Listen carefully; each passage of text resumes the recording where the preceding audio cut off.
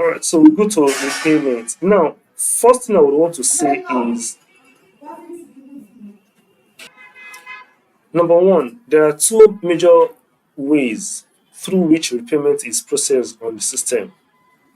So the first one is for every loan schedule on a due date of a loan schedule, there is an automatic deduction from customers who are owing repayments from their accounts to for the repayment I mean to the repayment.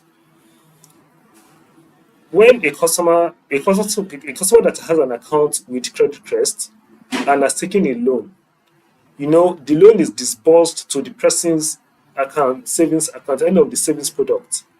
Now, when the repayment is going to be made, the repayment automatically is going to be deducted from the savings account to the loan account for repayment.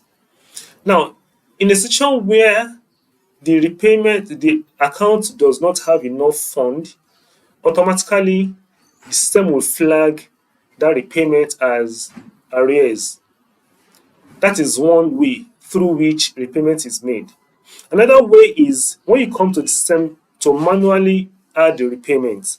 So what you do is you go to add repayment. When you click on add repayment, so here you are going to have a list of customers who are owing for repayment, right? And the amount that is due. And the amount that is due.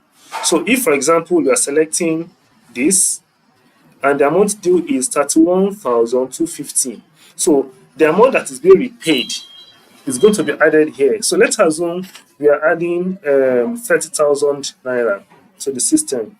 Then you choose the repayment date, which is today, for example.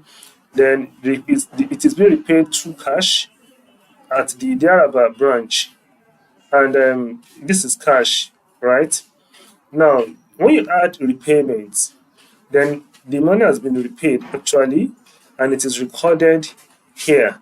Now, we paid 30,000 naira, right? Or is it 30 or 31,000?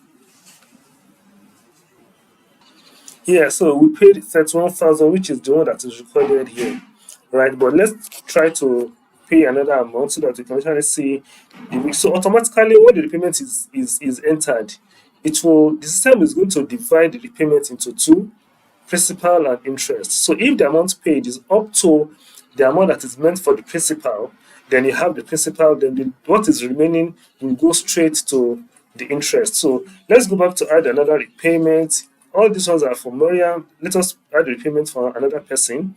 So you come here, you click, let's say for Ngozi Awolowo, and the repayment due is 17,6660. So let's assume we are repaying 17,000. Okay, let's repay 18,000 or no 17,000. Yeah.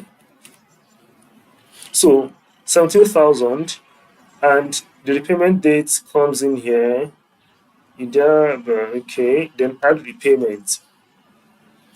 Now, this is for Ngozi. This is the amount repaid, right? Now, the principal from this 17,000 is 16,000 this, and the interest is this. So, this is what we have. So, that is how the SEM is going to break it down so that we can easily track what goes for what. And this interest actually is going to be recorded as an income under the account principal, under the account statement in the system. So that is concerning add repayment manually. For the automatic repayment, that one is going to be done by the system automatically on the due date for each repayment, right? Then, so pending repayment, repayment that is pending that has not been made. You have due loans. So due loans are loans that are due within this range. So when you choose a range, you have the details of the due loan between those two ranges. Yeah, so you have the details of the loan that are due. Then for missed repayment, that is repayment that has not been made, when it's supposed to have been made, right? So we have all of that. Then loans that have not received any repayment. When you click loan repayment, no loan repayments. So you can also select the date range. So the system is going to collate all the loans that have not had any repayment within that range. Then you have it here. You can see that paid, no amount is paid for all of this. So this is some of the things you can talk about with respect to loan repayment. So we're going to moving on to other parts of the application next.